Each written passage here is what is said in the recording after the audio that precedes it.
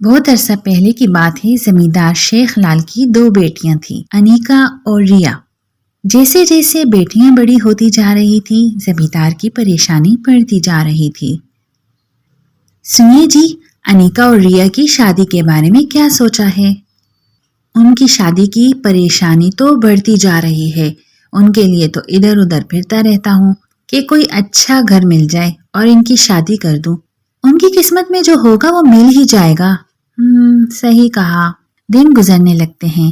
ایک دن ریا انیکا سے کہتی ہے، اتنے دن ہو گئے ہیں تم دونوں کہیں گھومنے نہیں گئے، چلو نا جنگل میں چلتے ہیں، بھاگ بھاگ کر چلتے ہیں۔ نہیں نہیں، میں اتنی دھوپ میں کہیں نہیں جاؤں گی۔ ٹھیک ہے، میں اکیلے ہی چلی جاتی ہوں اور تیرے لیے بھی میں بیر لے آؤں گی۔ ٹھیک ہے، تو جا۔ انیکا اپنے گھر سے نکل جاتی ہے اور گھومتے گھومتے جنگل کے بیچ پہنچ جاتی ہے۔ جنگل میں بہت سارے پیڑ لگے ہوئے تھے۔ ریا نے وہاں بیٹھ کر پہلے تو بہت سارے بیر کھائے اور پھر کچھ بیر انیکا کے لیے بھی رکھ لیے اور پھر گھر جانے کے لیے جلدی جلدی جانے لگی۔ لیکن جیسے جیسے اندھیرا ہو رہا تھا، ریا راستہ بھٹک گئی۔ یہ کیا؟ میں آئی تو اس راستے سے تھی، لیکن یہ میں کہاں پہنچ گئی ہوں؟ کہیں میں کھو تو نہیں گئی؟ راستہ بھی صحیح سے نہیں دکھ رہا ہے، میں کیا کروں؟ ارے چلتی رہتی ہوں، شاید کہیں راستہ مل جائے۔ تبھی وہاں سے ایک جھونپڑی نظر آتی ہے ریا کو۔ وہ دیکھتی ہے کہ وہاں شاید کوئی رہ رہا ہے اور میری مدد کر لے گا۔ وہاں کھڑی ہو کر آواز لگاتی ہے، کوئی ہے؟ کوئی ہے؟ ریا کی آواز سن کر ایک بوڑھی عورت باہر آتی ہے اور کہتی ہے، کون ہے اور کہاں جا رہی ہو؟ میں ریا، میں بیر کھانے آئی تھی اور اپنے گھر جا رہی تھی، لیکن میں کھو گئی ہوں۔ ریا کے ہاتھ میں بہت سارے بیر دیکھ کر بوڑھی عورت مسکرا کر بولی، اگر تم مجھے یہ بیر دے دو اور میرے گھر چلو اور 2 دن کا کام کرو تو میں تمہیں باہر کا راستہ دکھا دوں گی۔ ٹھیک ہے، آپ بیر رکھ لیجئے۔ وہ عورت کو بیر دے دیتی ہے اور جھونپڑی کے اندر چلی جاتی ہے اور دیکھتی ہے کہ جھونپڑی کے اندر طرح طرح کے رنگوں کی بوتلیں پڑی ہوتی ہیں۔ یہ کیا ہے؟ 2 دن بعد پتہ چل جائے گا۔ تم جھونپڑی کی صفائی کر دو اور میرے لیے کھانا بھی بنا لو اور پھر صبح اٹھ کر لکڑیاں توڑ لانا اور کنویں سے پانی بھر لانا اور شہد کے چھتے میں سے شہد بھی نکال لانا۔ ٹھیک ہے، ریا کام میں لگ جاتی ہے اور بوڑھی عورت سونے چلی جاتی ہے۔ اگلی صبح ریا اس عورت کے بتائے ہوئے سارے کام کر دیتی ہے اور جھونپڑی کو اچھے سے چمکا دیتی ہے۔ تم تو کافی محنتی ہو، اب جا کر شہد بھی لا دو، اور ہاں، شہد پہاڑی سے لانا۔ ٹھیک ہے، میں بھی آتی ہوں۔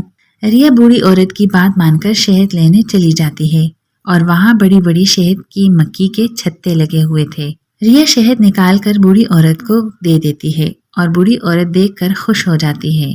تم نے میری بہت مدد کی ہے، میں نہ تو لکڑیاں لا سکتی ہوں اور نہ ہی شہد نکال سکتی ہوں، تم نے تو میرا کام آسان کر دیا ہے، اس لیے میں تمہیں کچھ دینا چاہتی ہوں۔ وہ کیا؟ وہ بوڑھی عورت اچانک سے ایک پری کے روپ میں آ جاتی ہے اور پاس میں رکھی بوتلوں سے گلابی رنگ کی بوتل سے کچھ پانی نکال کر ریا پر ڈال دیتی ہے۔ اس کے ایسا کرنے سے ریا اور بھی زیادہ سندر ہو جاتی ہے۔ ارے یہ سب کیسے ہوا؟ میں ایک پری ہوں اور جو لوگ اچھے اور سچے ہوتے ہیں میں ان کی مدد کرتی ہوں، اور اب تم یہاں سے باہر جاؤ گی تو ایک سندر راجکمار تم سے شادی کرنے کے لیے باہر کھڑا ہے، اس کے ساتھ اپنے گھر چلی جاؤ اور وہ تمہیں اپنے ساتھ اپنے محل لے جائے گا۔ آپ کا بہت بہت شکریہ۔ ریا جھونپڑی کے باہر نکل آتی ہے اور باہر وہ راجکمار کھڑا ہوتا ہے اور یہ اسے اپنے گھر لے جاتی ہے اور سب کی رضامندی سے اس سے شادی کر کے اپنے سسرال چلی جاتی ہے۔ انیکا کہیں نہ کہیں اپنی بہن کو ڈھونڈتی ہے اور اچانک سے اسے وہ نظر آ جاتی ہے۔ ارے ریا، یہ سب ہوا کیسے تمہارے ساتھ؟ یہ سب اس پری کا کمال ہے جو ایک جھونپڑی میں بوڑھی عورت کے روپ میں رہتی ہے۔ اس کے لیے بیر لے کر جاؤ تو وہ گھر میں رکنے کو کہتی ہے اور پھر کام کرواتی ہے اور وہ کام سے خوش ہو کر لوگوں کی خواہشیں پوری کرتی ہیں۔ اچھا ٹھیک ہے۔ ریا کے جاتے ہی انیکا بھی جنگل میں پہنچ جاتی ہے اور وہاں سے بیر توڑنے لگتی ہے، لیکن کانٹے دیکھ کر وہ بیر توڑنے کا ارادہ بدل لیتی ہے اور زمین پر گرے سوکھے بیر اٹھا لیتی ہے اور جھونپڑی ڈھونڈنے لگتی ہے۔ تھوڑی ہی دیر میں اسے جھونپڑی دکھائی دیتی ہے اور پھر وہ دروازے پر دستک دیتی ہے۔ پھر اندر سے ایک بوڑھی عورت باہر آتی ہے۔ کیا ہوا؟ میں کھو گئی ہوں، مجھے اپنے گھر چلنا ہے، مجھے بے دے دو، 2 دن بعد گھر کا راستہ دکھا دوں گی، لیکن 2 دن تک تمہیں یہاں کام کرنا ہوگا۔